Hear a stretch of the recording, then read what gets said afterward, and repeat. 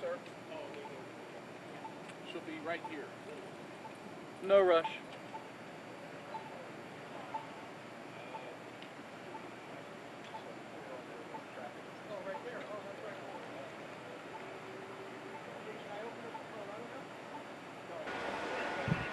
Alrighty, ma'am, let's start with your name and spelling.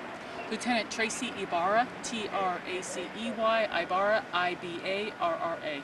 And ma'am, what time did Pasadena Police receive the call this evening? Shortly around 7:30 p.m., we received a call of a traffic accident involving a pedestrian. And when the officers arrived on scene, they discovered that there was a young child, approximately 7 years old, that had been struck by the vehicle, actually the black truck that's positioned behind me, and he was seriously injured. That child was subsequently transported to the local area hospital where sadly he succumbed to his injuries. And this was a 7-year-old boy? It is, yes. And which hospital was that? Can you specify or no? At this point, we have family members that are there, and out of respect for them, we're not sharing that information. They are still sharing that information with extended family. And what about the driver of the truck? Was he under the influence of drugs or alcohol? Well, the investigation is still preliminary, but there's no indication of any kind of alcohol or narcotics involved. He's been very cooperative.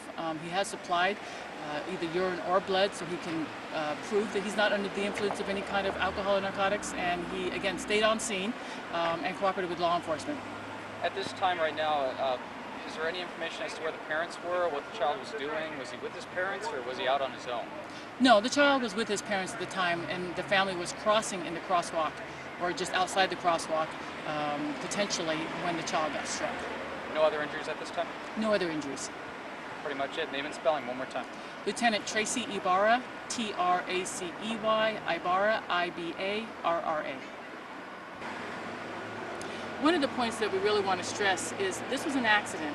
No one intended for it to happen, but people need to be very aware when they're driving a 2,000-pound vehicle. There's going to be pedestrians in the roadway, people crossing the crosswalk, and you must yield the right-of-way to them, regardless of where they're positioned within that crosswalk.